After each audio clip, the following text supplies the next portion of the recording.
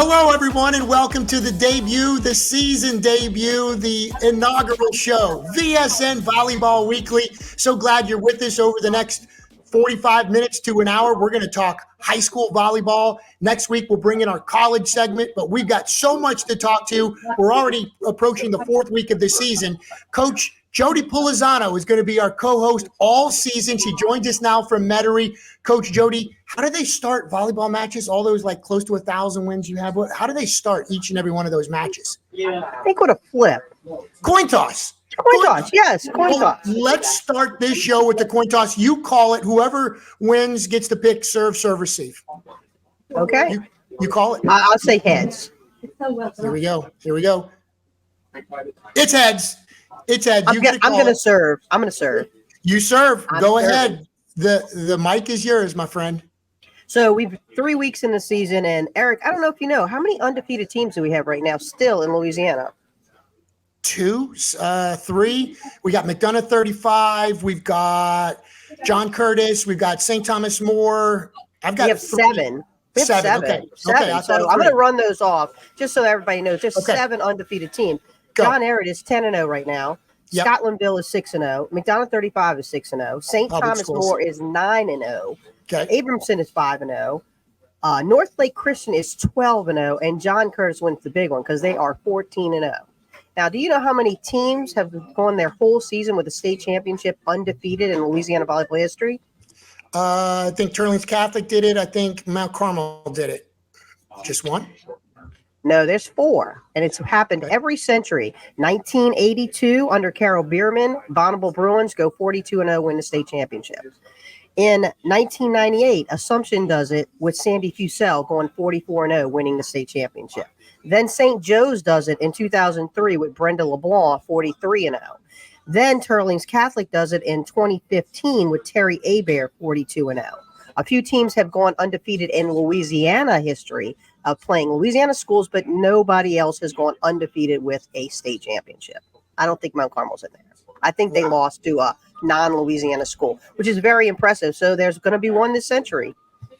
I like that. One each decade, right? Decade, my bad. Yep, decade, centuries. Decade. It's okay. I like that. That's an awesome serve. Is it time for me to serve receive? Oh, yeah. You get to go now. All right. Here we go. My serve receive, it all takes us back to August 31st. That's when Catholic New Iberia lost in 5 to ESA.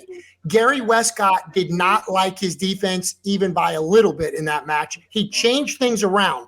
Coach Jodee, you know what he did? He moved his libero from left back to the middle. We're talking about Addison Delcom, and she has been lights out since. And you were the one stressing to me at the Catholic League tournament this weekend. It all starts with that first pass to the setter. Well, she's been able to get Reese Mulbert the ball in a very good fashion, and she's been setting up great hitters like Sonia Rahim, Madison Broussard, who, by the way, the middle for Catholic New Iberia, Madison Broussard, she is the daughter of former LSU defensive back football coach Corey Raymond. Also another middle, Anna Kate Manali. And then the outside is one of 2 freshmen playing significant time.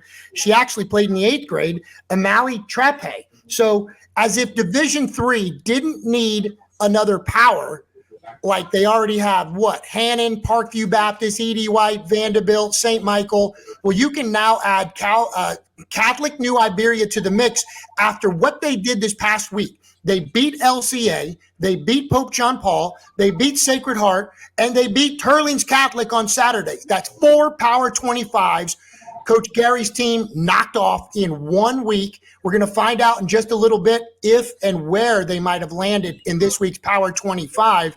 But again, switching his defense, it all started there. They have been on a run. They are going to be a fun team to watch, Coach. Catholic New Iberia. I know you got a chance to look at him a little bit on that other court at the Catholic League Cup Saturday at Dominican. But what's your take on that team? Smart move by the coach. I am a proponent of playing your libero and center back. And the reason why, in high school, more balls go to center back than they go to left back. In college, it's a little different story because you got the big block.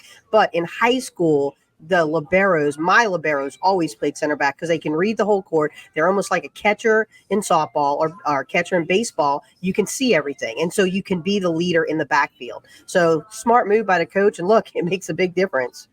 Yeah, and they have been on a roll, and they have, that's 4 Power 25s. They didn't beat St. Thomas More last week. That was like, would have been a fifth, but they took them to 4 sets. All 4 sets were very competitive. They scored 19-19 and like 21 in their losses. They won a set from the undefeated St. Thomas More Lady Cougars as well. So that's our opening serve and serve receive portion of the show, but we're just getting heated up. We got to take a look back at was one of the most unbelievable week 3s that we've seen in a long time in Louisiana volleyball. Let's do a VSN Volleyball Rewind. Coach, let's look at some of the great highlights from last week. You actually called this first one. We're talking about Parkview Baptist hosting Hannon. At the time, it was the number 2 and number 3 teams in the state in our Power 25. Coach, it was a buzzsaw. Hannon came in and just took no names. They just crushed them. Yeah, I mean, the score sometimes doesn't reflect the whole play, but Hannon was hot, and serve receive is the most important thing. Being able to get the ball up and set it to your outside hitters, okay, to put the ball away is big.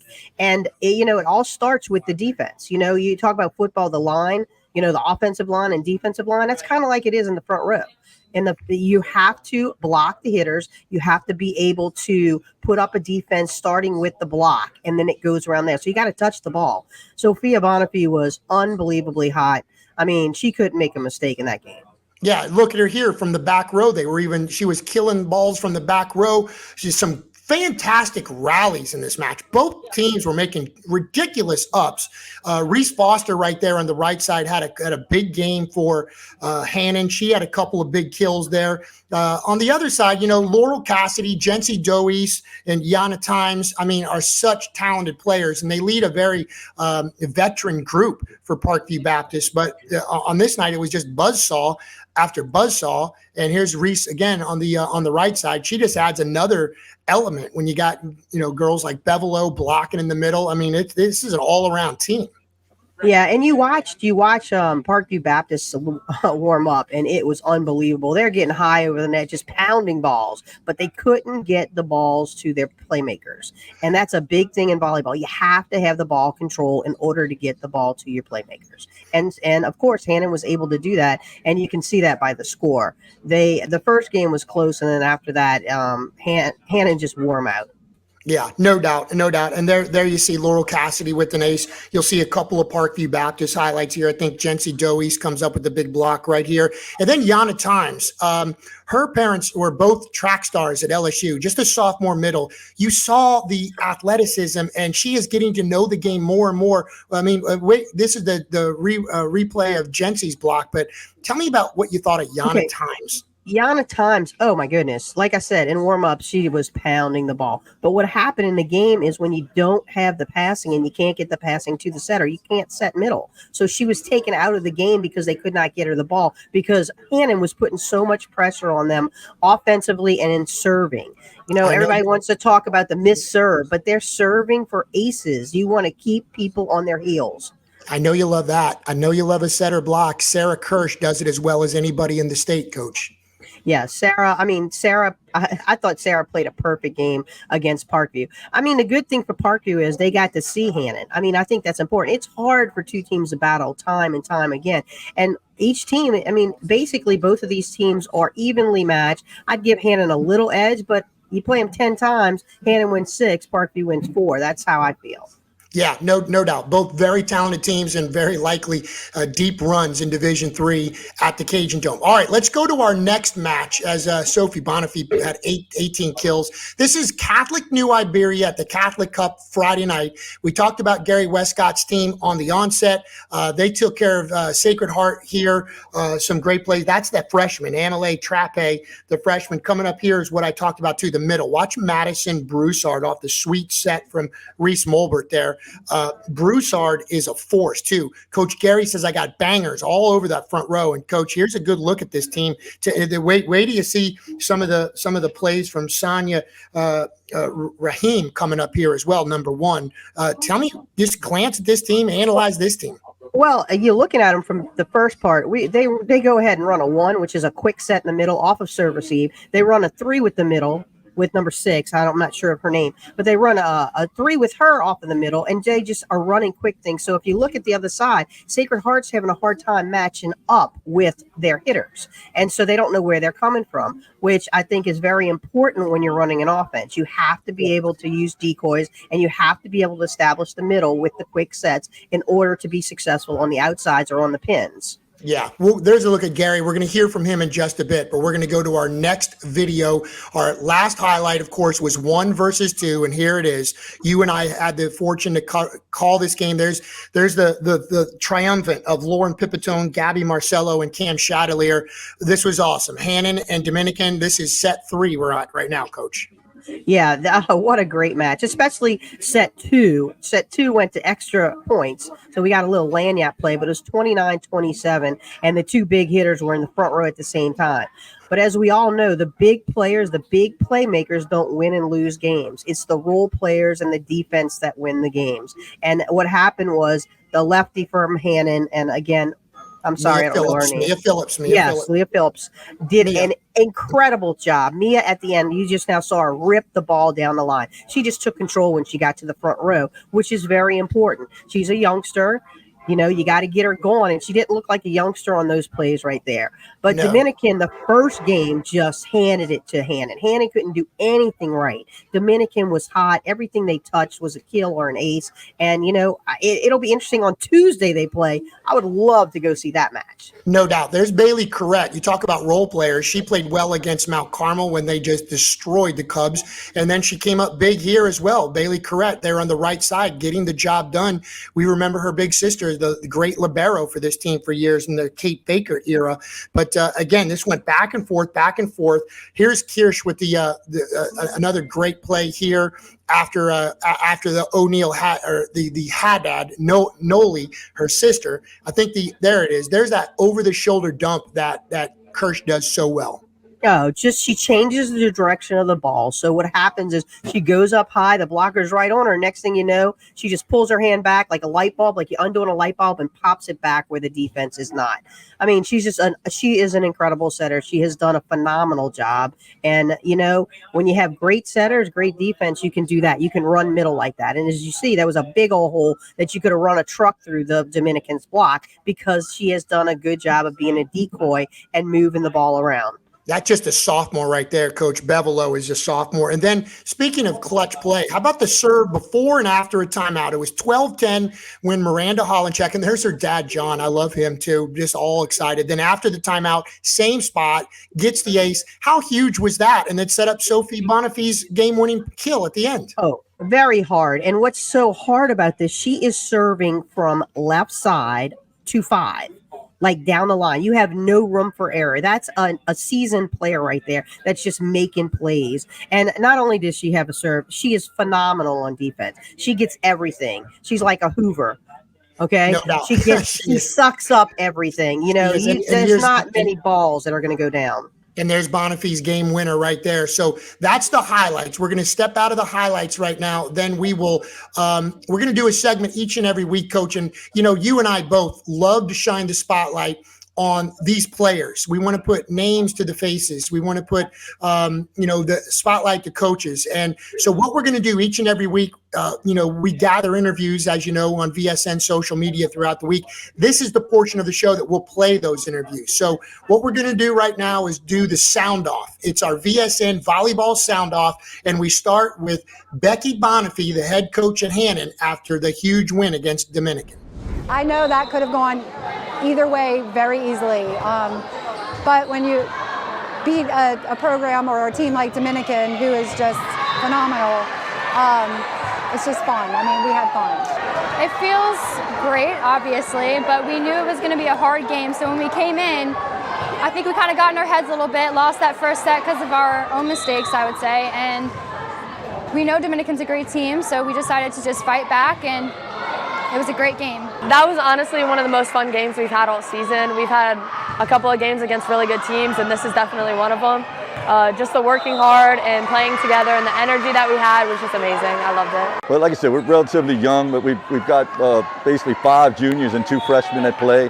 A lot of them played last year, but we have a couple of new ones with just kind of jumping in. So we're really starting to gel and starting to play really well. Again, we started off with a couple of games with rocky. We were playing a little sloppy. Our defense was a little shaky. We kind of fixed a little bit of that. We changed our defense around, and our hitters kind of cleaned up some errors. And now, I mean, across the board, all my hitters are starting to bang. And we got some really good kids that could get up there with a heavy swing. And again, we're doing a good job right now. Hi, I'm Sanaya Raheem. I'm a junior. I think we're a very young team, but at the same time we have a lot of promise and potential. And once we find and use all that potential with our abilities, then we can go extremely far. It's exciting. It's fun playing good teams because it's good competition for us, and it helps us be better no matter what. So it's exciting. The season started out for us tough on purpose. We scheduled tough in the beginning because we wanted to be challenged and find what was working for us and what wasn't. We wanted to make quick adjustments early on in the season so that as we travel down that road to the state championship, we were ready. We're very blessed in this state to have some phenomenal Catholic schools that are competitive, and to be able to come together all for the glory of God and be able to play under, JJ leading us has been something that we're very blessed and very excited to do, because it gives us, again, another challenge early on in the season to show us what we've got. The pride factor is, again, what we're doing is creating forever memories for the girls. And what they're going to say is, hey, I played in the Catholic League tournament. Or they're going to turn around one day and see it on, now they're going to see it on VSN. So for that, when they turn and look back at, I played in this tournament, we were able to do this, and we had a great time. To me, it's a promotion of Catholic education, it's promotion of girls athletics in the city, and if you notice, that's where volleyball is right now. So there you heard from 7 different players and coaches. JJ Wan wraps it up, feeling a lot of pride for what he does. One more time, props to Coach JJ and to Jessica Chatelier for hosting the Catholic League tournament this past weekend. 7 of the 14 teams were highly ranked in the Power 25. Just a fantastic tournament, Coach. And I know you enjoyed being a part of it this year as well. Oh, incredible. Props to everybody that put it on, but JJ for seeing this, for having the ability to understand how important it is for women's sports to get shown out there. And Eric, you do a lot with this. We wouldn't be in volleyball where we are without you, pushing us along. So we appreciate it. Well, we certainly send the love right back. It is definitely, the feeling is mutual, but thank you. Let's, last year, we were like, you know what, we need a poll. We need a volleyball ranking, just our own. I think we started off with the VSN Power 10. We did a VSN Power 10. And there were so many teams that we felt we were leaving out, that were even sending us, social media, direct messages. Hey, what about us? Remember Belchase had an unbelievable year last year, record wise. They were like 27-3. They were good. Not only their record, they were good. They were good. They were absolutely good. No doubt. Did not mean disrespect there. But because of teams like that, that's when we wanted to expand the poll. And I think we had maybe 6 or 8 guys helping us vote around the state. I tried to get people around the state that watched high school volleyball, that saw these teams. So we expanded it to 25, and then this year we hit it with 12 voters. You and myself are 2 of those voters, but we got voters from North Louisiana, 2 from the Lake Charles area, 2 from the Lafayette area, 2 from the Baton Rouge area. Coach Chip Didier in the Bayou. So, we North Shore, Joseph Holm, we've got a lot of voters this year. So I really like everyone's input, and I think it's been pretty cool. And we're about to unveil this week, and we're going to have a new leader after what happened. But you've been voting for Hannon #1 all season. I have. Put me up there all season, just because they're a more seasoned team. At the end, we don't know, but here we go. We'll see. And Hannon is the first unanimous #1 in our VSN Power 25 of the year, receiving all 12 first place votes. Dominican, they're right there. They got all 12 second place votes. Following them is St. Thomas More, who rises 2 spots into the #3 spot. As you said, they're perfect, undefeated, 9-0. And then you have Parkview Baptist, Mount Carmel falling after both teams took big losses during the week. Mount Carmel lost also to Pope John Paul. And then E.D. White, Slidell with the big 3-spot raise. Danny Tullis, who we'll hear from a little bit later in our show, goes from 10 to 7. And then you have Country Day and Turling's Catholic dropping 2, and then Ben Franklin rounds out the top 10. Before we go ahead and look at the next 15, Give me your thoughts on this top 10. Well, first of all, I think the top two was very easy to pick because they got to play each other, and I think that's important. St. Thomas More, I mean, I heard they're just cruising along. They don't rebuild, they reload. I can't wait to get to see them. Parkview Baptist, they're a good team. They have some issues on ball control, but they're right there. I've got to see Mount Carmel play a few times, and they're right there. Of course, they're going through some, new coaching, so the kids are confused a little bit on defense, but they're coming along also. Edie White, I got to see Edie White. I think they're phenomenal. But they've lost 2 close games. Slidell, I haven't seen them yet, but I get to do their game on Thursday. But I hear great things. In fact, in all the Max Preps leaders, his kids is the leading assist leader and the leading kill leader. So you got Ava Labat, his setter, has 415 assists, and Reagan Robinson, his hitter, has 169 kills. So I'm sure they're up there. Country Day beats Ben Franklin in a 3-game sweeps them on Thursday and loses to a few. I want to say they lost to Haynes. Yes, and Haynes is coming on up right there too. But they beat Franklin and they sweep them, so that's why they keep their spot. Turlings Catholic plays some great competition and just did incredible over the weekend. I mean, they 26-24 to Dominican. They're right there, and there, of course, they lost some key players, but they're right there. And Ben Franklin, their 2 losses are to Edie White, a great team, and to Country Day, so that's why they still stay in the top 10.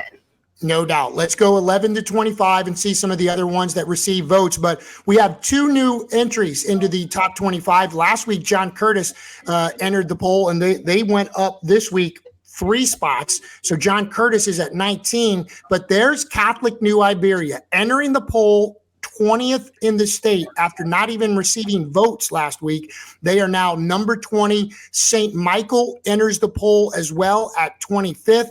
And the teams that left were Calvary Baptist, who went 0-2, and Sacred Heart also had a couple of tough losses as well. They were 25th last week, so they just drop out of the top 25. But up at the top, you got Dutchtown, and you referred to Northlake Christian with that 12-0 record, playing so well. Coach Renee Fontenot and Sam Houston at the actually the 13th spot.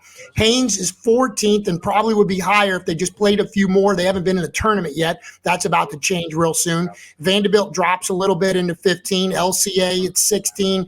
Pope John Paul, they move significantly as well. They are up. Where do I have them? They are up 4 spots. That's our biggest raise. Erica Williams and company.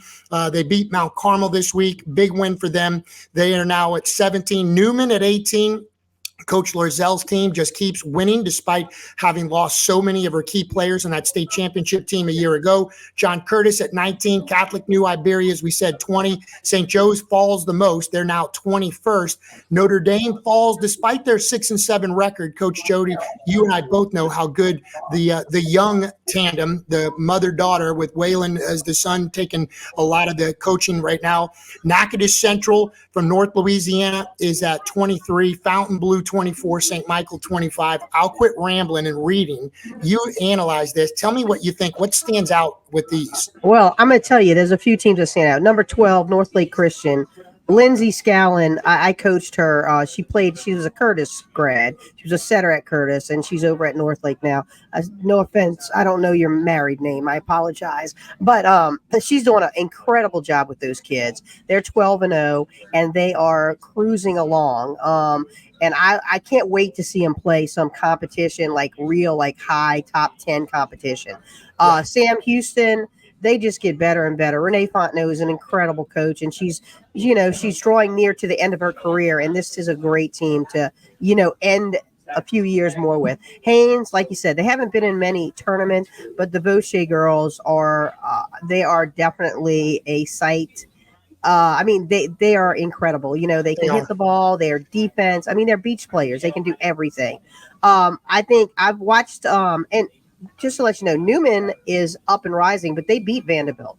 All right. They beat Vanderbilt last week, and they beat another team last week who else did they beat last week? They beat somebody else that was really good. So they're moving up. But like Colleen always says, Coach, she's like, Coach, we start a little bit later than everyone else. And they do. They don't practice all summer long. And they have an incredible coaching staff with her and Drew. I mean, they every year, they're going to be good. Curtis, I'm so impressed by Curtis. 14-0 right now. That's hard to do as a coach.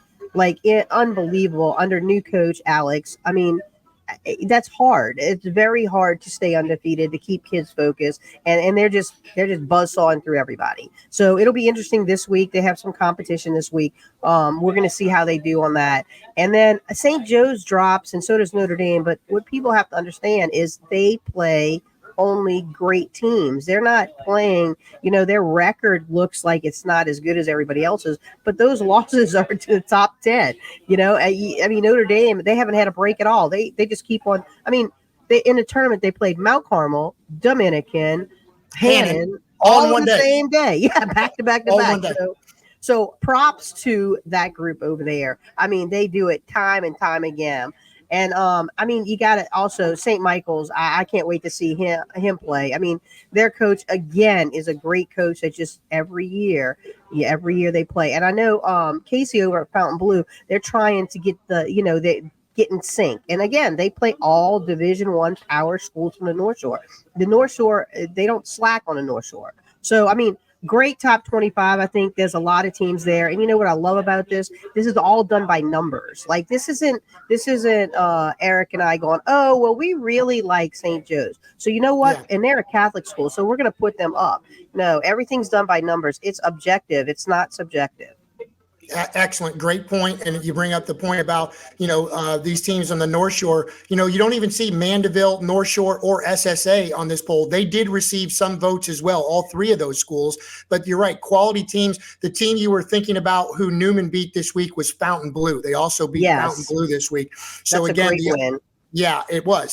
So some other top vote getters, as we said, Calvary Baptist and Sacred Heart, just outside of the top 25, but still quality teams. Ruston, a big team that we're going to see in about a week, right? You're going up there for the Maccabee Central matchup with them. Central Private, can't wait to see them. We're going to see them in the CCA tournament. Used to be the Lady Tiger Terrebonne Classic with Craig Hamner, does such a fantastic job, who, by the way, has his team out to a 10-1 record. They received a few votes as well. CCA, watch for them in Division 5. But what my point was, Central Private will be one of those teams at the tournament that we'll be able to see on VSN that we wouldn't have otherwise. And Westminster Christian, we're going to see them on VSN. You saw them last week, right? You went over there. Yes. And you saw them against Calvary Baptist. Correct. Leon's team, we're going to see, and we're going to do the schedule coming up, but they're going to play Notre Dame this week. What did you think about Westminster Christian before we move on? After losing five seniors, not only did they lose 5 seniors, they were all college athletes. They went on to start in college. Yes. So I was thinking, oh, this is going to be not, a new team. Oh no. He's moving right along. They looked good. Okay. They played well. He's an incredible coach. I mean, both coaches, they do a great job over there, but it was nice to see him. He has a lot of bangers, which is crazy that he lost 5 studs and he still has studs in the stable.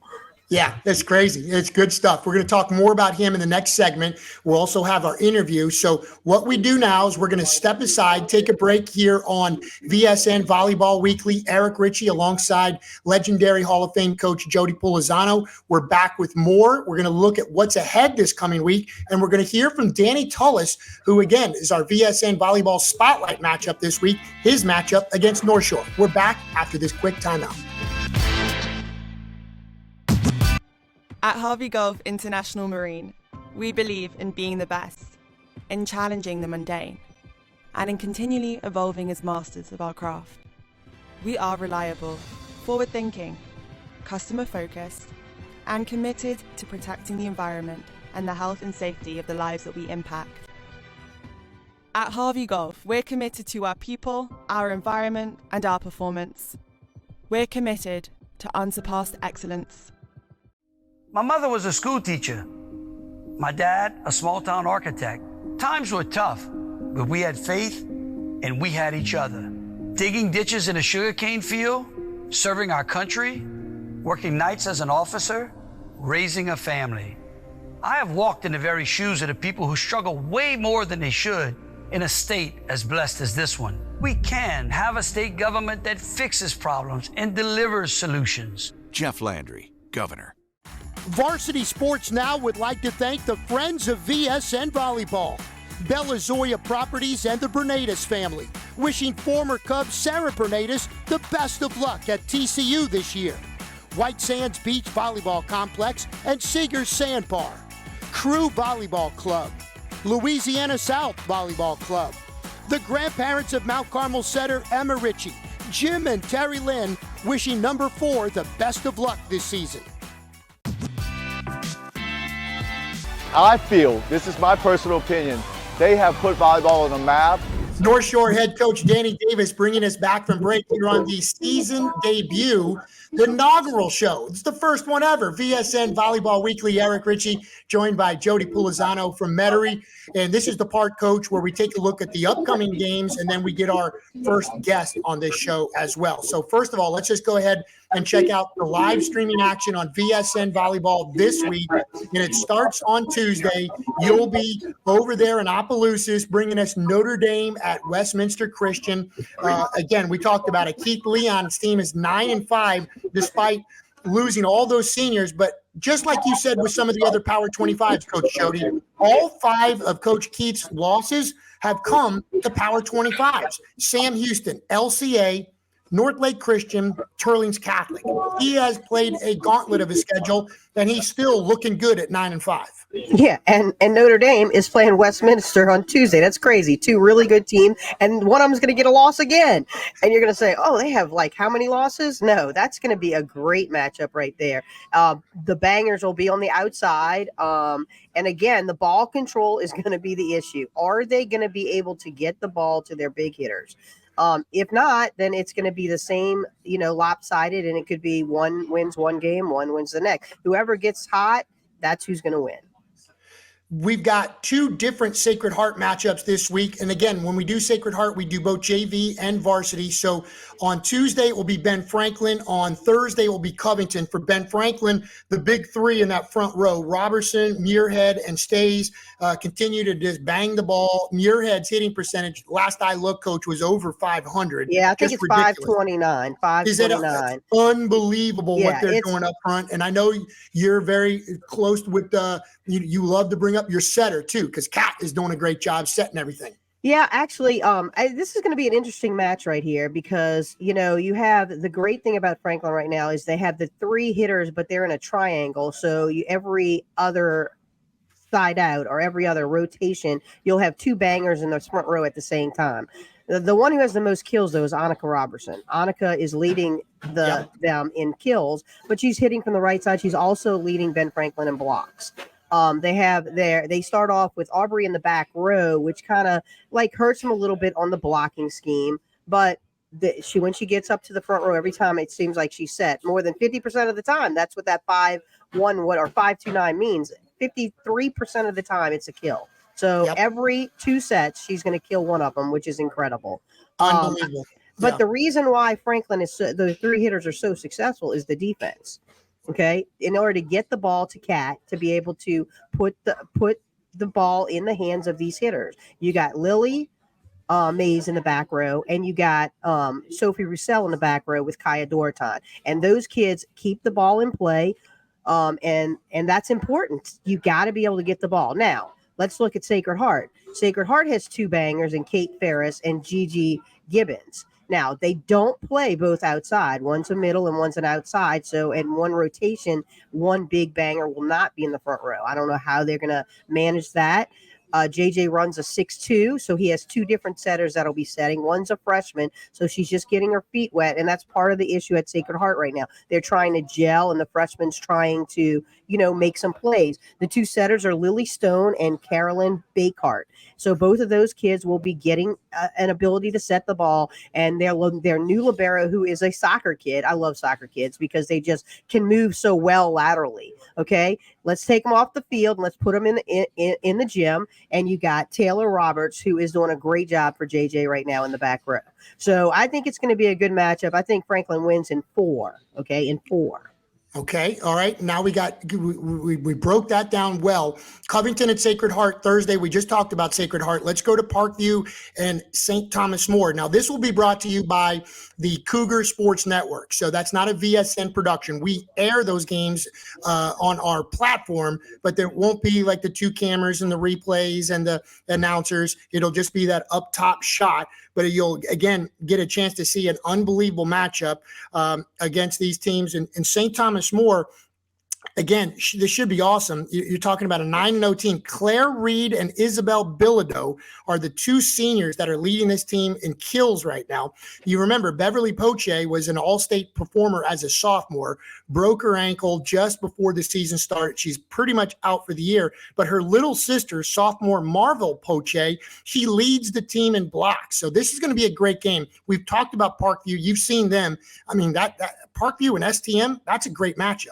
I think it's a great matchup. I think Jessica Burke's team, she's more disciplined on the defensive part. You know, a coach always takes on the role as, you know, or the team takes on the role as their coach. And I think Jess does a great job with them on defense and ball control, which is able to get the ball to their hitters. Where I think over there, Allison Leak, I think she was a setter. You know what I'm saying? So like her focus is, when you're a coach, you focus on certain things, and she focuses on those hitters. Trust me when I say they are awesome. Okay, so again, this is going to come down to ball control and who can get their hitters the game and who wins the long rallies. You know, winning the long rallies is momentum changers. Thursday will be Mount Carmel at AOL. Think about what Don Landry's team has done. They've won 6 straight. They're 10-3 overall. Mount Carmel actually plays later today on Monday, Coach. They play at Fountain Blue, but always a good matchup. And again, this is where Don Landry, his daughter, who was a great player for Cabrini and helped Tyler at the time, Conaway, they won a state championship. Now Jenna is now on the bench. So it'll be, again, coach versus daughter in this game as well, like we saw in the preseason. Yeah, I think of course Mount Carmel has the upper hand just because of their strength of schedule. Like they play a lot of big teams. I think AOL will hang in there like for a few games, and then the Division I will take over. Dominican at Newman, that's going to be an awesome matchup. Again, 2 VSN affiliates right there. You're talking about, again, for Colleen Lorzell, great wins last week, as you brought up, against Vanderbilt and against Fountain Blue. Caroline Boehm is the name that pops off the screen to me for Newman and what this young sophomore has been able to do from the middle. She has not missed a beat since playing tremendously in the state championship game a year ago. Yeah, I heard she is having an incredible season. I also heard that the seniors are stepping up. And they're starting, like I said, they're getting into the swing of things. They're on their 4th week, where everybody else is most probably on their 2nd month. Yes, when we saved Slidell and North Shore out of order here for last for a couple of reasons. One, it's our VSN Spotlight matchup this week. And 2, we are about to be joined by their head coach, Danny Tullis.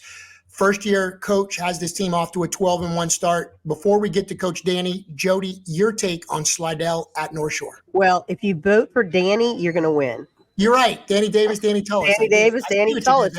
I mean, you like that, huh? First of all, I think it's going to be a great match. You know, it's always a heated match between both of them. If you watch them only, you'll have a great show. They're both very passionate about what they do, and they put a lot of energy into coaching, and not only coaching, but, you know, into the game, and they're so passionate. You can read every point on their face, which I don't know if it's a good thing for as a coach, your health, but both of them are incredible coaches. They get the most out of every one of their kids. It is incredible what Danny has done, Danny Tullis at Slidell already. And North Shore, Danny Davis is always, every year they're good, and they're Division I, and they don't get all the athletes, but they make it work. North Shore is 5-3, coach. Their 3 losses, just like every year. He opens up against Mount Carmel, Dominican, and Hannon. Those are his only 3 losses.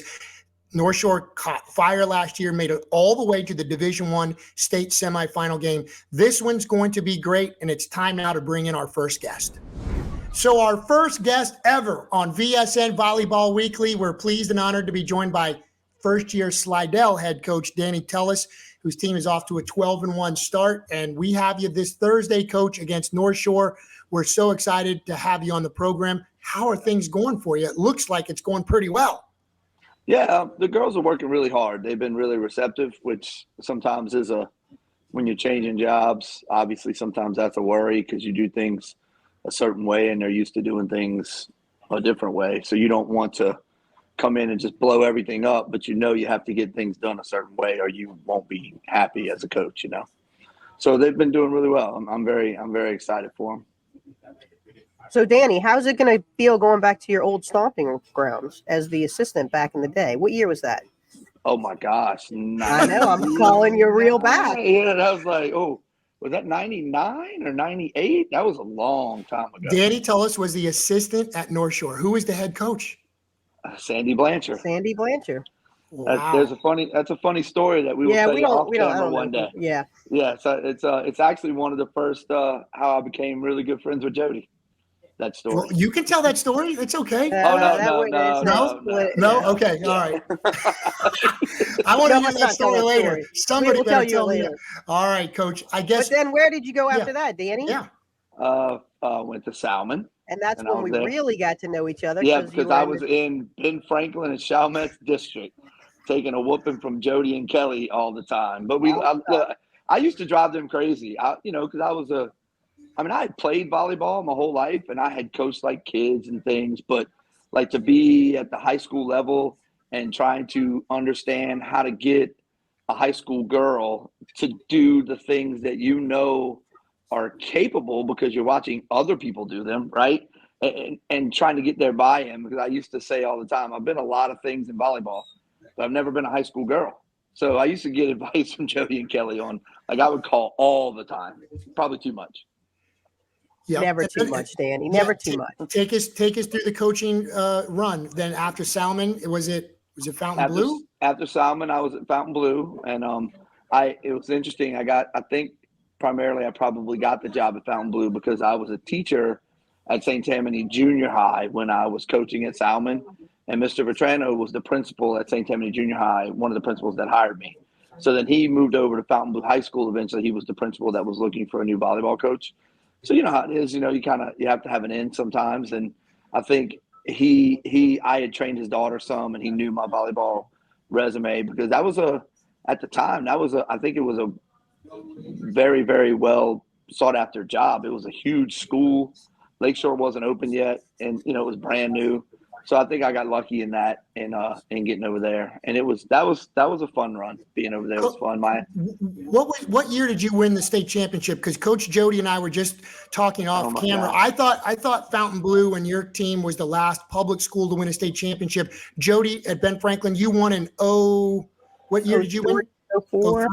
03, 04? What year did you win at You're around the same time, huh? Mine was at 2010. Mine was okay. So you were the last. Yeah, it was. I have to go back and double check my memory.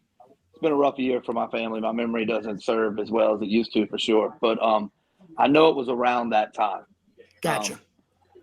It was that my assistant group over there. That was a fun run being over there with those guys. It was amazing. Amy and Lauren and Jimmy were involved, and it was good. It was fun. And then the Pope John Paul, you win some state championships there. And Pope John Paul, yeah. That was my wife's alma mater. Okay. And, it's kind of a funny story how I wound up at Pope too. My wife and I are sitting and talking about where our kids are going to go to high school, because Ansley, I think, was in 5th or 6th grade. And I said, we could probably work it out where we do Fontainebleau or even North Shore, just depending on what schools And Diana said they're going to go to Pope. And within seconds of that sentence coming out of her mouth, my daughter turns around and says, "There is no way I'm going to Pope John Paul. They are horrible at volleyball." That was, and I'm not a genius. I never claimed to know a lot about a lot of things. I try to learn a lot about the things that I spend a lot of time doing, but I don't know a lot about a lot. But I know I do not want my oldest daughter and my wife in a civil war in my house. I know that for a fact. So yes. I told Ansley, and for those that know Ansley, they know that I could say, Ansley, the sky's pink, and it wouldn't matter what it looked like or what any of y'all said. Ansley would be like, no, it's pink. My dad said it was pink. So she just thought I could do anything with volleyball. So I said, Ansley, how about if I go over there and see if I can, get the volleyball program going a little bit better? And she looks at me. I'll never forget it as long as I live. She looks at me as matter-of-factly as you can and says, Dad, you can't fix that volleyball program. And how many state championships later, Danny? How many state championships later? I think we got 5 total. But I was like, thanks a lot, Ansley. Thanks a lot. I really appreciate that. Well, give her some slack. She was in 5th grade. Yes. She was, yeah, but it was, it kind of was a perfect storm. Jodee will probably remember this. My first year there, we had some soccer athletes that weren't necessarily volleyball players that I told them, hey, you're very good athletes. You could probably be very good volleyball players. They were the Chuchua sisters. So we brought them in, and that helped the program immediately. And then Allison Hartman was there. We had Rachel Battistella's daughter, KK. I mean, I don't want to forget. I can't name all the kids. We had a bunch of kids there that were really, really interested in getting better. So we did a pretty good job the first year, made a decent run. But my second year there was that infamous year when the state decided that you could go to any school in your parish and be eligible. And I remember that forever because I remember talking to one of the dads and saying, man, I kind of wish they hadn't passed that rule. And he said, why, man? All these kids are going to be eligible. And I said, because everybody is going to be unhappy, because used to be you go to a private school, you sit one year and then you play, and everybody accepted that as what the rule was. I was like, now you're going to go to a private school and you're not going to sit, and they're going to be like, going crazy. And sure enough, that's exactly what happened. It's like we had a couple of kids came from Mandeville, and they were looking for. I don't think Hannah was just kind of coming up at the time. I think it was. I don't remember how long after the storm it was, but they were looking for a co-ed school, which is why they bypassed a couple of them. And I got lucky in that aspect. Even though the first year, only one of them played a real significant role. Those kids that worked hard. I mean, the first title. That second year, a lot of those kids that had put in that work the year before, they really, really did a good job. I was proud of them. They did a great job. So, Danny, the second year you were there, you won a state championship at Pope John Paul? Yes. That's incredible. And with the crew we had, I got to tell you, it's a group of parents and a group of kids. Jodee, I know. It only takes one. You get one bad apple and it gets so much more difficult. And I don't mean bad apple like bad kid or bad parent, just like someone who isn't on the same train page, same page as you. Yes. Yeah, that's all it takes. And if they're not willing to go in the same direction as you, it can cause a lot of problems. So we managed to put 4 of them together in a row. That was really good. And that group of kids, they only lost one home match their entire 4 years of high school. It was, wow. That's now incredible. They also were there right before Ansley. So Ansley and her friends that had been playing came in behind them. So that helped immensely, Yeah, But so that I'll never forget that either. That was their last game, their senior year against Hannon at Pope. They lost that match, and that was the first home game and first 5-set match that team had ever lost. Wow. It was crazy. I didn't even know the stat. It was one of the parents that brought it up to me, and I was like, no way, that's not even possible. because we're playing Ben Franklin and Mount Carmel and St. Joseph's. We're playing a lot of, but it turned out a lot of our losses. I'm not saying we never lost. They were we lost away. Tournaments. Yeah, they were tournaments. Well, they were tournaments. We were still winning the 3 out of 5 set games away. We just were losing some tournament games. Which is it's good. Joe, let's segue into your new gig here. First year coach, 12-1 start. Some of the names we're familiar with, the Reagan Robinsons, obviously tremendous athlete, great club player. Also Ava Labatt, and you guys at WD Nation with Ava's group, that 15s, win another national championship at AAU Nationals in Orlando. Just tell us about this Slidell team. How would you describe it to someone who hasn't seen them play? I think the right word for when I first got here would be hungry. Somebody like Reagan, who had seen success and wanted success at all levels, has had it at club, has had it in beach, and kind of understands that she's capable of it, to struggle getting it was hard for her. So she was very, very hungry. And then of course these other kids, we had 3 or 4 kids that had played club last year, and they got a lot of the kids that wound up playing for some local clubs. So it wasn't like you're coming into a group of people that have never played club volleyball. Like they had played, just hadn't really necessarily put it together, and they were a little young, So when I came in, I think it's funny because I always talk about Jodee from like my young days and Kelly, and I learned from them that these girls are capable not only of more than what a lot of people think, they're capable of more than what they think. And trying to figure out how to make them understand the process. Look, this is how you win, but they have to believe you, right? You can't, I could say anything any day, and if I don't back it up and I lose their trust, then it's just exactly the opposite. The ship sinks, right? So, I came in and I said, look, I can tell you what it takes to win. And it takes this and this and this and this. And it takes all of these things that people don't see. It doesn't take I don't want this to sound wrong because I'm happy about everything. It doesn't take being 12-1. It doesn't take how many kills you got. It doesn't take, all these things that show up on the stat sheet. That's not where the win necessarily comes from. It comes from a belief and a desire and an understanding of how to do all of the things that don't show up on the stat sheet. All of these little intellectual things that you may be, and me, of course, the only people in the gym who understand what happened and whether or not it was good or bad. So you're not playing to make anyone else happy, and you're not playing to get your name in the newspaper. You're playing to win every single point of every single rally that you play for that season. And that's a really, really difficult thing to instill. And I've watched Jodee instill that in kids that most people would have never thought had a chance.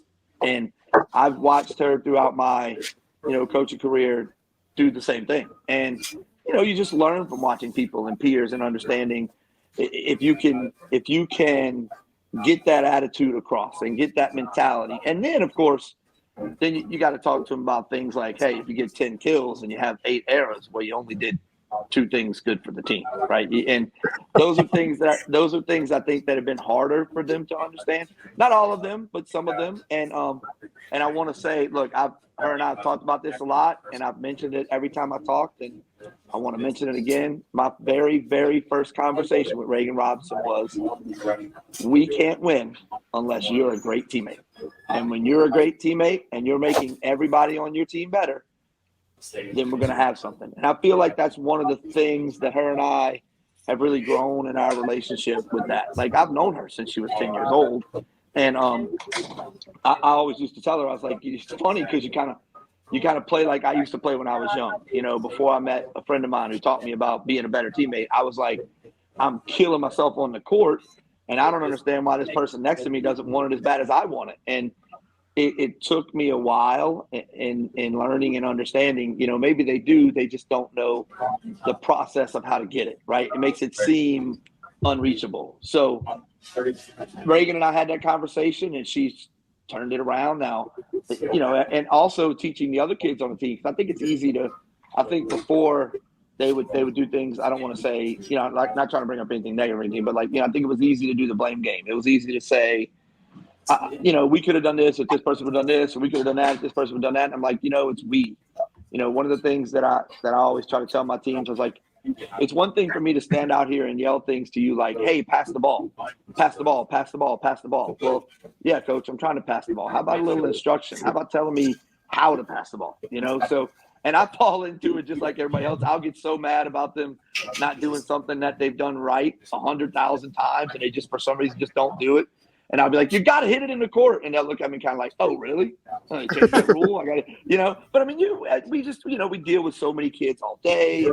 So, you fall into that. So it was really, for them, it was trying to teach them the concepts. And these are the concepts, but those mean nothing without us having a team mentality. And it's been a challenge. I'm not going to pretend like it hasn't been a challenge. We've dealt with some illnesses that kept us from Like we went to a tournament, we were playing without 3 people, and one of them was because someone, was sick, and one of them was, the kid just didn't make it. And those are things that I wasn't used to dealing with, but it was the kind of thing that you try to change, right? You try to change the mentality, like find a way to be there for everyone and find a way to be positive in the negative situations. I tell my kids, look, when it's all unicorns and flowers, anybody can be good.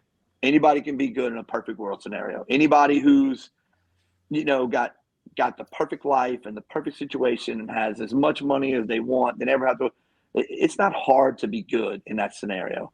It's hard to be good when you leave practice and you go work for 4 more hours and then you do your homework. That's a different scenario. And teaching them that I'm with them in that. Like, I'm not an outsider looking in, like when they make a mistake at the end of the game, I don't say, you didn't do this and you didn't do that. It's, we didn't do this. Like, we as a team. And I have a philosophy. Some coaches agree with it, some coaches don't. And I'm like, I can get really, really mad at you for the things that you don't know how to do, but you're my team. So I'm supposed to teach you how to do it. Now, are you physically capable of doing everything? Not all the time, right? No one's physically capable of doing everything. But if they're making all these mistakes and I'm supposed to be the one teaching them how not to make mistakes, if I'm going to stand there and yell at them for all the mistakes they're making, well, I got to look at myself in the mirror and say, hey, are you doing your job? Your job is to make them better. Are they better? Hey, Coach. Go ahead. That's awesome. So what do you think about, what are the keys to your game against North Shore? Like, what did you tell the kids? Like, what are we going to the scouting report on North Shore this year is a big block. Like, apparently they have a pretty good sized block. So for us, controlling the ball is always key. You know that. Like, get it where we can be in system most of the time. Are y'all strong on the pins or you're strong in the middle?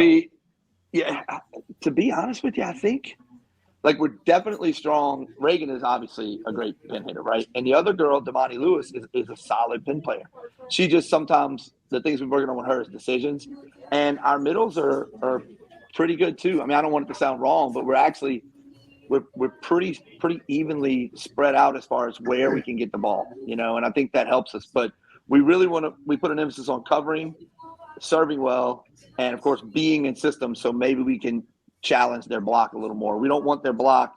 We don't want to be out of system and just let their block stack on us all the time. Does that make sense? So you're going to try and run some quicks? Yeah, we're going to try to be quick in the middle, obviously. Yeah, we'll be quick in the middle to try to freeze their middle. And then, it's about the setter making the right decision. Is she going to make the right decision with the ball? Is she going to give it to the middle when they stacked on the middle, or is she going to recognize the block and push it to a pin? So Are you going to flood any zones to confuse the middles or no? Because they're strong in the middle, correct? Well, I mean, it's just a question. You don't have to tell me all your secrets. I was about to say, aren't Coach Danny's not watching. Danny Davis won't. He's not going to watch. He's not going to see you. He doesn't like VSN. Did you see the beginning of the segment? He loves VSN.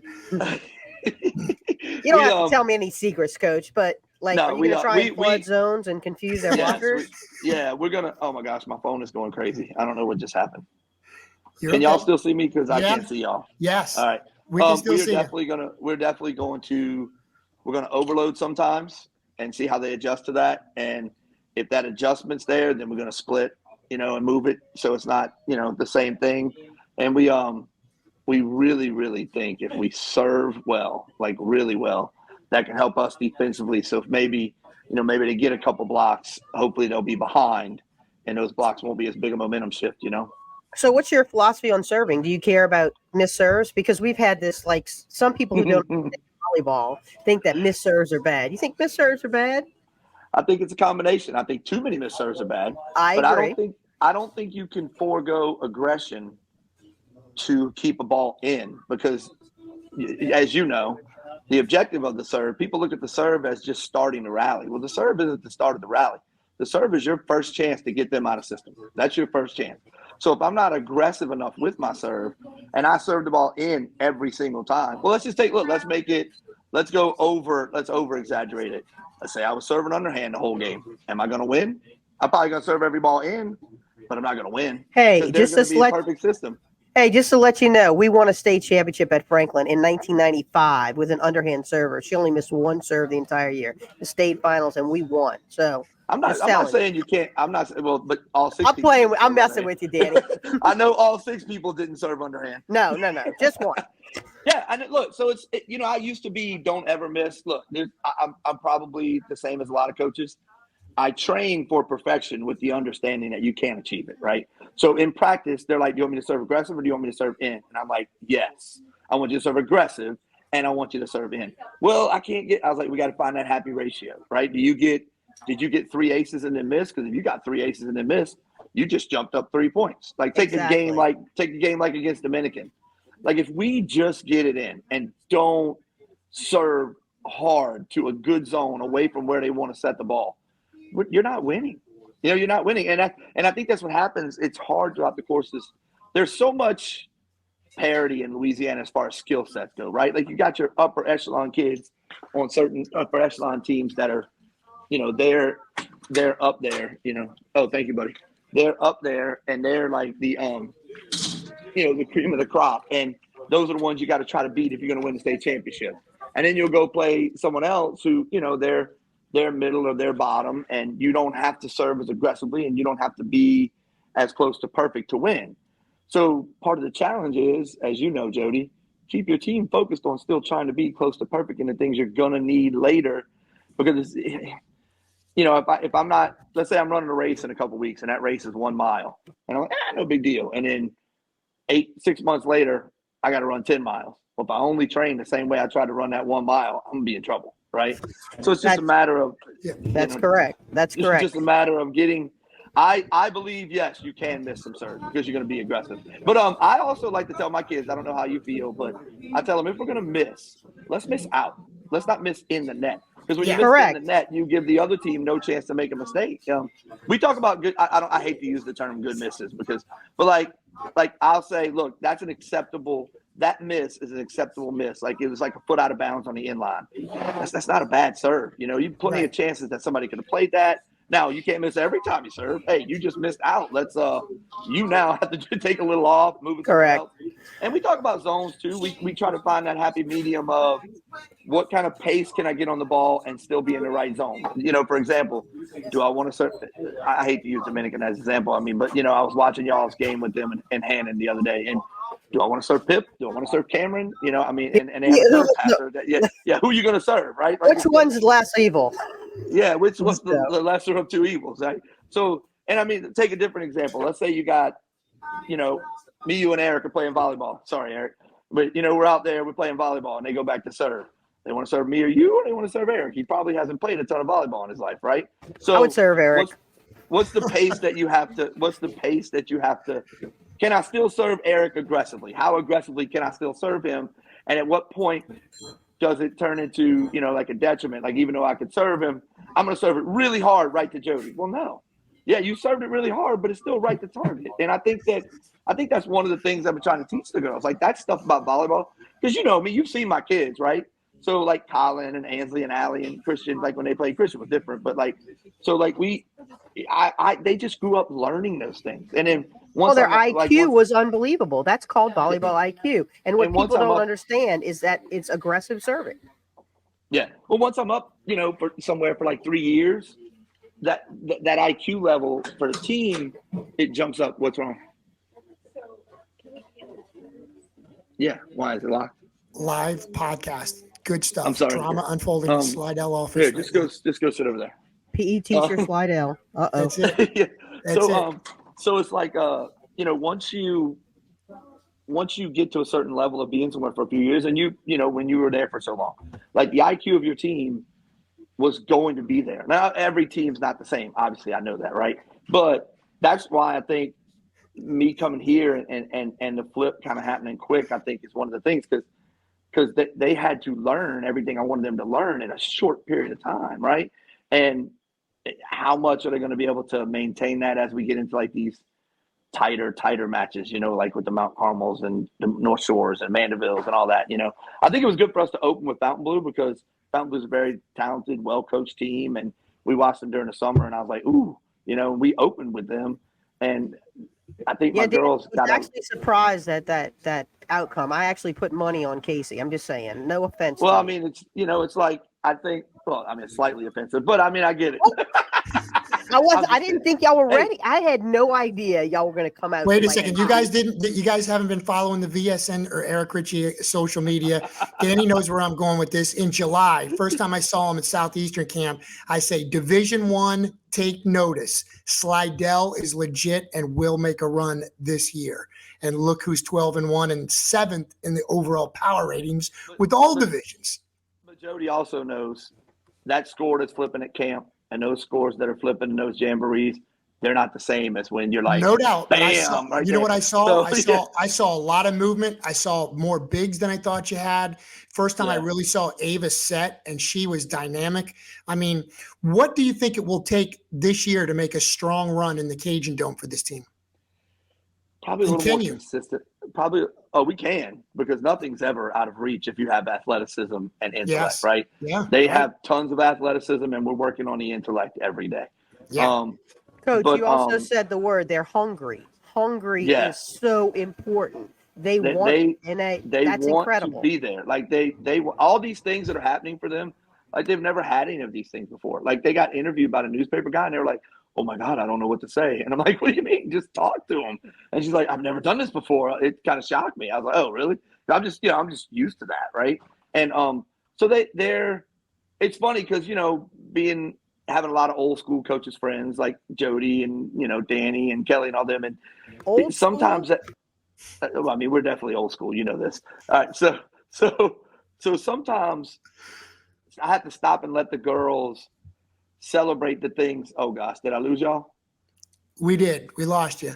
All right, I'm back. There you go. You're back. I have to stop and let the girls celebrate some of the things that I might not would have celebrated before. I would say that's not, oh, great job, you did this, right? Well, it's like every because it's a new program for me in a new place, they get to celebrate every step along the way. And I think my wife always tells me, she thinks that's one of the things that happened at Fountain Like we were so excited about everything we did well the first couple of years. And then it started becoming expected. And she'd be like, "Why can't you be excited? You just won district." I'm like, "Oh, we lost in the state championship." She said, "You know how many people want to be in the state championship?" And I was like, "Yeah, you always tend to ground me in that phase. Like that's a good point, And so it's kind of funny because this is like a stop and smell the roses year for me, which I think I really needed. The death of my son, that's just my life has been very challenging, and Jodee knows me personally, so she knows some of the things in my life that I dealt with before coaching and before teaching. But the death of my son, that's just I can't even explain it. It's not something that you can prepare for. It's not something that you've ever expected would ever happen in your life. And you honestly don't think before it happened, I never thought I would be able to survive it. And, my other children and my wife and family members, and they all help you find a way. And we find all these signs that Christian sends us, right? And so for me, for this year, being able to throw myself into this team as much as I have and being able to work so hard and them respond and see some of the success, Are we in the state championship? No, but we are doing things that that this group of kids haven't ever gotten to do. And so it's a kind of like stop and smell the roses. Hey, look, you were number 7 on the overall power rankings. And hey, look, for a couple of days you were number 1 in 5A. And it never is, it's partially because we played more games than anybody else, but you stop and smell the roses. You're like, look, congratulations. Look at all that work you put in. And these are the things. So I tell them all the time, we want to be incredibly happy and incredibly excited, but do not let yourself get satisfied, because we're not satisfied with the things that we're achieving now. We're only going to be satisfied if we reach that ultimate goal, which I think anybody who coaches any sport, their ultimate goal should be to win the championship, regardless of what that championship is. You interview all the NFL coaches, nobody usually on the first week is going to be like, "Oh man, I really hope we don't have a losing record." What are you trying to do? We're trying to get to the Super Bowl. I mean, they can be realistic in their thinking and know that one team can say, "Hey, yeah, my odds are pretty good. I got Patrick Mahomes," and the other guy's like, "Well, I just lost my quarterback to an Achilles tear, so my odds are not quite as good as they were before, but we're still trying. We're still going to give it everything we got." And keeping that hunger, like Jodee talked about, keeping that hunger and that fire to be good, while still celebrating the things that you're getting done. That's kind of a fine line, I guess. You got to be careful. You don't want to get too satisfied, but you also want to let them enjoy some of the things that they're getting, if that makes sense. you know. It does. It does. It makes a lot of sense. And look, we really appreciate your time. We wish you the best of luck. Jodee's going to see you Thursday. We're calling that game on VSN. Can't wait. Danny versus Danny. I can't lose. I know. Two of my favorites. Hey, our love to your family, and please give Allie a kiss for us too, and we hope she's feeling better as well. Yeah, Saturday was a little interesting, but that girl's tough. She's one of the toughest human beings I've ever seen. A lifetime fan, no question about it. But we really appreciate your time, and we wish you the best, man. It's been fun watching this team take a rise, and good luck, man. Just keep it going, and we'll be there every step of the way with you. We're going to try. Keep it Good going. luck, Danny. We know Thursday's going to be a challenge, too. And tomorrow we got St. Thomas, but Thursday we definitely know. Everybody's going to be in there. It's going to be big and loud, so just keep our focus. All right. Thank y'all.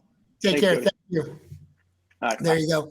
All right. Time for us to take another break here on VSN Volleyball Weekly with Jodee Pulizzano. I'm Eric Ritchie. When we return, guess what? We have one last take, and I can't wait to hear what Coach Jodee says. We'll find out after this timeout. At Harvey Gulf International Marine, we believe in being the best, in challenging the mundane, and in continually evolving as masters of our craft. We are reliable, forward-thinking, customer-focused, and committed to protecting the environment and the health and safety of the lives that we impact. At Harvey Gulf, we're committed to our people, our environment, and our performance. We're committed to unsurpassed excellence. Since 2000, Bayou Granite has grown to be Southeast Louisiana's largest fabricator of stone countertops. From precise laser measurements to state-of-the-art water jet and CNC machines, we can handle your kitchen and bath needs as well as any commercial projects. Let our expert staff design and customize the right material for your home or business. Stop by our new state-of-the-art fabrication facility and showroom today at 9622 East Main Street, or call us at 985-637-4911. And don't forget to like us on Facebook.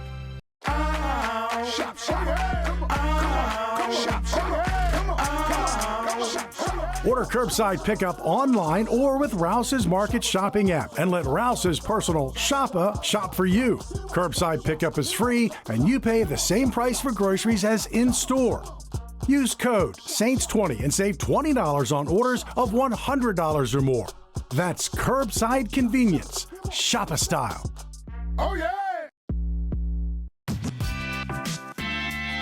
Having so much fun in our first VSN Volleyball Weekly with Coach Jodee Pulizzano. I'm Eric Ritchie, but it's time we got to say goodbye sometime, Coach. We'll sit here and talk volleyball all day. I know. We could. So what we're going to leave you with is one last take. We'll do it each and every week. Each of us will give our last take for this week's show, and we will start off with you. Coach Jodee, what's your one last take? So I don't know if I don't know if many people know, but there's something called Max Preps. Okay, go look on Max Preps, and they have Player of the Week, and they have like stats of people that lead.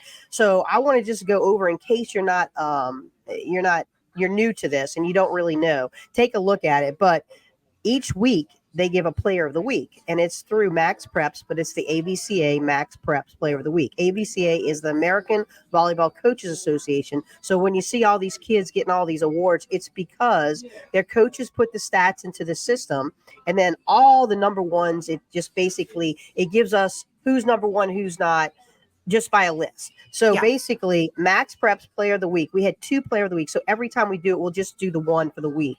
But for the first week, Cam Chatelier from Dominican is Max Preps AVCA Player of the Week. She had 36 kills, 28 digs, 3 aces, and 2 blocks, and her team went 2-0.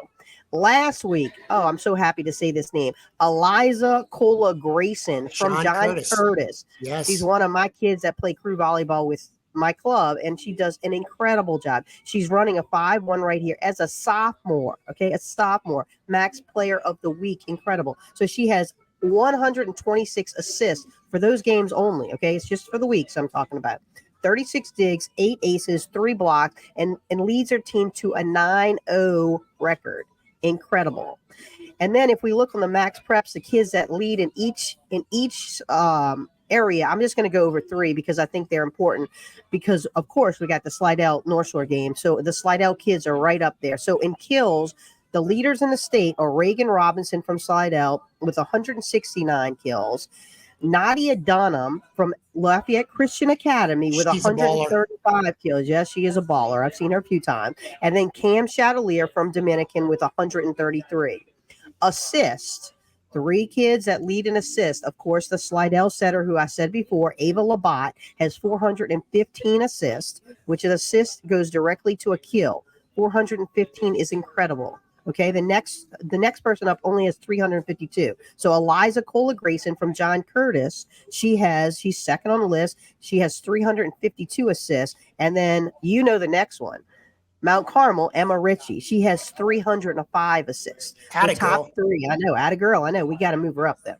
All right. And then last but not least, I love how the smaller schools are you're able to hear names because they're doing so much. So our leader in digs comes from St. Martin's. Okay, I'm preferential to St. Martin's because one of my assistants is now the head coach over there, Victoria Tidwell. But her libero, Alex Peavy, has 239 digs and leads the state. And then this is crazy stat. This is a nut stat. Like, if you're a stat fanatic, the next 2 kids play on the same team. I mean, we knew they were good, but we didn't know that they were this good. And this is why Turlings is as good as they are. So Lola Blanchard, who is the DS, she's a defensive specialist. She only goes in for 3 rotation, has 210 digs. And then their libero, Kenley Nonato. Is that right? And then, yeah, you nailed it. Nonato and Blanchard. Nonato. I know. I talked to her dad at the tournament. He was incredible. Well, how about Blanchard too? Her dad and the grandfather, Johnny Blanchard from Rocket Bowl. And they got the Rocket Bowl in Lafayette. That's that Blanchard. I didn't realize. Okay, well, we need to go to Rocket Bowl then. He was sitting in the second row, the grandfather and the dad. They were there rooting them on. Incredible. So Nonato has 206 digs. So, I mean, that's 416 digs for Turlings. 2 players. Yeah, for two players. That's incredible. Awesome. I mean, you wonder why they're doing great? That's why. Way to go over there. That's great stuff. That's that's my last take. I like it. My last take is going to set you up with the Red Sticker Classic at St. Joe's this weekend. You talk about unbelievable tournaments that many of our teams have already been to. Just take Mount Carmel, the ones I've been to just with my daughter. It was the Catholic Cup in Mobile, playing teams like McGill, Tulane, St. Thomas Aquinas from Fort Lauderdale, Georgia teams. Ridiculous talent. Then this past weekend, of course, we just did the Catholic League tournament where, again, Hannon, Dominican, Notre Dame, Turlings Catholic, all these great teams, Catholic New Iberia. Well, this week at the Red Sticker Classic, there are 4 pools. I'm going to tell you who's in them. Pool A, Turlings Catholic, St. Joe's, and North Shore.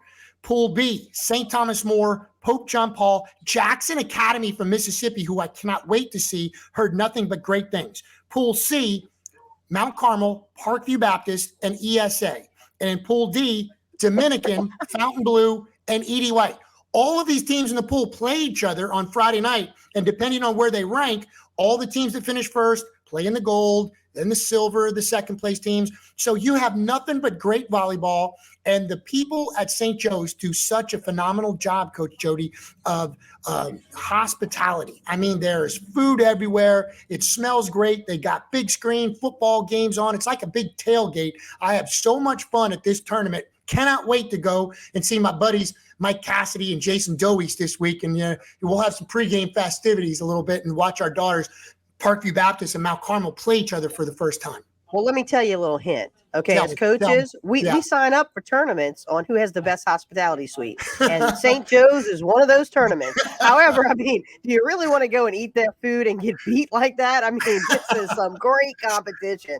It is. Hey, Coach, want to thank you for a fabulous job. And again, you and I, all the way to the state championship at the Cajun Dome, we're going to do this show and shine the spotlight on as many of these awesome players and coaches around the state as we can. Next week, we'll include our college segment also, because look, Southeastern and Jeremy White, huge win against LSU. Not to mention we want to talk to Coach Tanya and LSU and UNO and the beach programs and Loyola that's right here on VSN. So we've got so much to talk to. It's going to be a lot of fun, and I certainly appreciate you doing the show with us. And we're just going to just have fun talking volleyball. Well, I want to say one thing about Tanya Johnson. So Tanya Johnson and me are All right. We went to camp together as high school kids. Okay. Did We you went really? to a volleyball camp together. Yeah. Camp Get Ahead, where all the great coaches were. That's where Chip DDA coached us. Yes, he was my coach. Anyway, I mean, what a predicament for LSU to be in every weekend. Anytime they play local, just like we know in football and basketball, they're always in a no-win situation. Not to take anything away from Southeastern. What a great win. But LSU is always in that predicament. They have to win. It's a local team. But Tanya will have them back on track. You don't have to worry about that. But great signature win by Jeremy. And he won a game the week before, a top tenner that he had never won before either. So Southeastern's definitely headed in the right direction. And you know what the greatest thing about Southeastern is? They're all local Louisiana kids. players. Go support our local kids. That is incredible. Betsy Becker did it in the 90s, and now Jeremy's doing it. Great job. Love it. Great stuff. Great stuff. So want to thank our guest on the show as well, Danny Tullis, and thank you so much, as well as Justin Thomas, our live streaming coordinator and producer of this show. I'm Eric Ritchie. We'll see you at a volleyball match somewhere this week. Get out there and support those teams and players, and a lot of great games this week. Can't wait to see you. For Jodee, I'm Eric. Thanks for watching.